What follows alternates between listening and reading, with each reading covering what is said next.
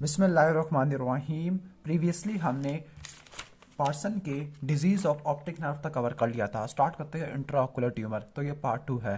जो squamous cell carcinoma होता है कंजक्टिवा का, दो जगह से निकलता है। नंबर 1 लिम्बस से और नंबर 2 आईलिड मार्जिन से निकलता होता है। इसके बाद नेक्स्ट आ जाती है the most common carcinoma of eyelid is a basal cell carcinoma. और यहाँ पे आपने रट्टा मारना है rodent ulcer inrolled edges papule.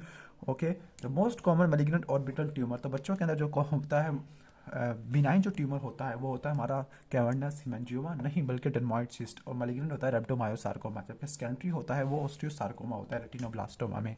Next है इंजरी टू द आई। तो पहला है वोजियस रिंग। वोजियस रिंग आपको ब्लंट ट्रॉमा में देखने को मिलती है। अब वोजियस रिंग ब्लंट ट्रॉमा में होती है। होता ये है कि जो आइरिस के पिगमेंट है उसकी सर्कुलर डेपोजिशन होती है on the interior lens capsule due to blunt trauma. तो ब्लंट ट्रॉमा होगा, डेपोजिशन होगी आइरिस की पिगमेंट की किसके ऊपर, इंटीरियर लेंस कैप्सूल के ऊपर। सिंपैथेटिक ऑफ्थल्माइटिस के अंदर क्या होता है, पैन यूवाइटिस ग्रैनुलोमेटस इन्फ्लेमेशन होती है, डेल एंड फुच नोड्यूल बनना शुरू हो जाते हैं।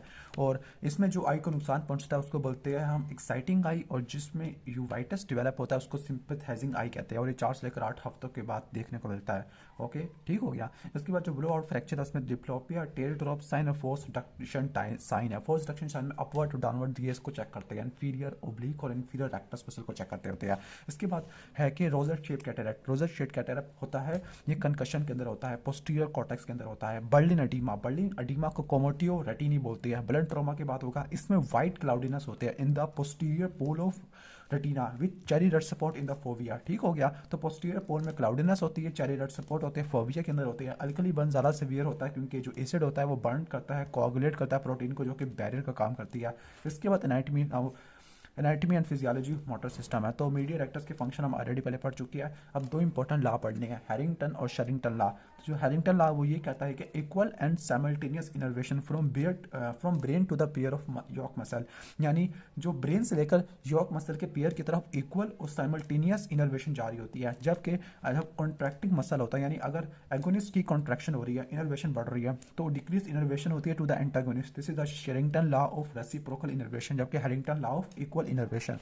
नेक्स्ट है कॉमिटेंट स्ट्रेबिस्मस। तो हर्शबर्ग टेस्ट है, ये स्क्रीनिंग टेस्ट के तौर पर इस्तेमाल होता है। और दूसरा क्रीम्सकी टेस्ट होता है। क्रीम्सकी में आप प्रिज्म यूज करते हैं। अकोमोडेटिव इजोट्रोपिया, जिसमें high AC over A ratio है, इसका मतलब नॉन रिफ्लेक्टिव है। क्लियर।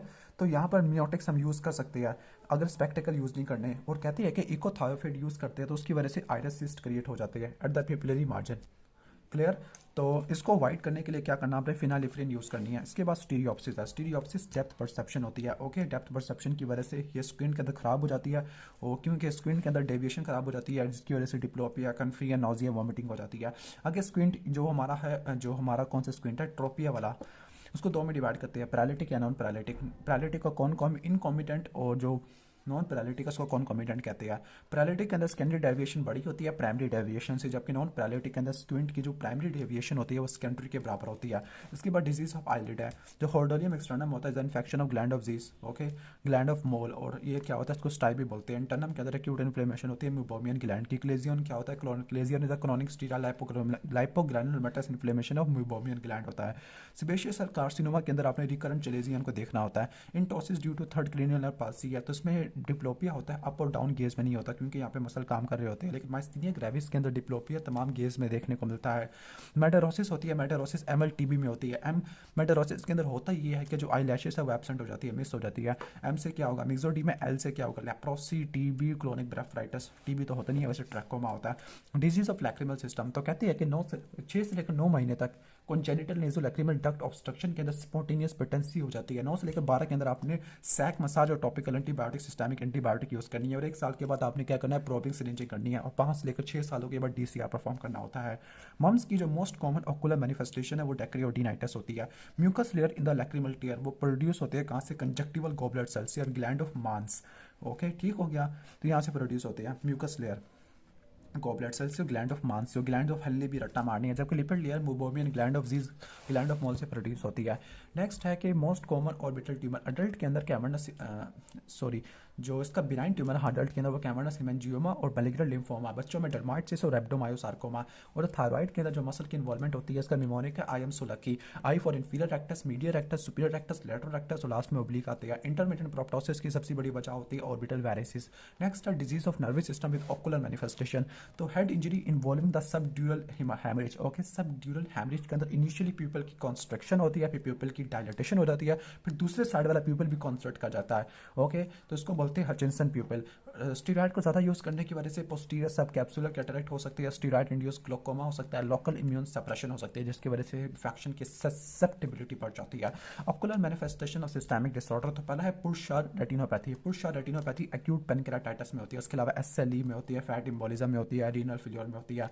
अब पुरशार रेटिनोपैथी किसे कहते हैं? It is a Confluence of cotton wool support around the normal optic head. तो नंबर 1 की चीज़ क्या है? नॉर्मल ऑप्टिक नर्व हेड है। नंबर 2 कॉन्फ्लुएंस होगा कॉटन वूल स्पॉट का ब्लड ट्रॉमा की वजह से, तो एक्यूट पेनक्रेटाइटिस में एसएलई में फैट इम्बोलिज्म में देखने को मिलता है। इसके बाद है क्रॉस गिबलिन सिंड्रोम। क्रॉस गिबलिन सिंड्रोम को पीटर प्लस सिंड्रोम कहते हैं क्योंकि इसमें पीटर अनॉमली होती है, साथ leucoma, central defect of basement membrane, shallow anterior chamber, limb dwarfism और मेंटल डेवलपमेंट होती है। अब पीटर अनॉमली क्या होती है? पीटर अनॉमली के अंदर क्या क्या चीज़ें होती है? Number 1 corneal opacity due to anterior segment dysgenesis during the development. तो एंटीरियर सेगमेंट डिसजेनेसिस जिसकी वजह से कॉर्नियल ओपेसिटी आपको देखने को मिलती होती है। इसके बाद एएनओ, एटेक्सिया निस्टैग्मस और इसके अलावा ऑप्थेल्मोप्लीजिया, ये आपको क्रॉनिक प्रोग्रेसिव एक्सटर्नल ऑप्थेल्मोप्लीजिया में देखने को मिलता है। इसकी जो मोस्ट कॉमन काज होती है माइटोकॉन्ड्रियल मायोपैथी होती है और इसमें बायलैटरल टॉसिस होता है विदाउट डिप्लोपिया। होमोसिस्टेनुरिया के अंदर क्या होता है? इंफीरियर नेजल मार्फन के अंदर सुपीरियर टेम्पोरल होता है। एमायूरेसिस फ्यूगस ट्रांजिएंट इस्कीमिक अटैक की वजह से होता है, पेप्लेडिमा की वजह से होता है, माइग्रेन, जॉइंट सेल आर्थराइटिस और हाइपरटेंसिव रेटिनोपैथी की वजह से होता है। एमायूरेसिस फ्यूगस क्या होता है? Sudden paleness, loss of vision due to temporary failure of retinal circulation है। जबकि यूरिमिक एमायूरोसिस होती है, ये sudden complete loss of vision होती है due to toxic substance, for example acute nephritis, preeclampsia और रीनल फेलियर है। ठीक हो गया, कंप्लीट होती है, जबकि वो ट्रांजिएंट थी। जो लिश नोड्यूल होते हैं आइरस में न्यूरोफाइब्रोमाटोसिस में होती है, 2 या 2 से ज़्यादा लिश नोड्यूल न्यूरोफाइब्रोमाटोसिस में होती है। ये होते क्या है? ये पिगमेंटेड हेमाटोमेटस लीजन्स होती है और इसमें डेंड्रेटिक मेलानोसाइट्स होती है। अब जो ब्लाइंड आई होती है वो कुछ भी नहीं देखती, यानी अगर कोई एक्सटर्नल स्टिमुलस नहीं होगा तो वो कुछ नहीं देखेगी। WHO के मुताबिक 3/60 बेस्ट करेक्टेड विजुअल एक्यूटी, तो उसको हम क्या कहेंगे? ब्लाइंडनेस कहेंगे। खत्म।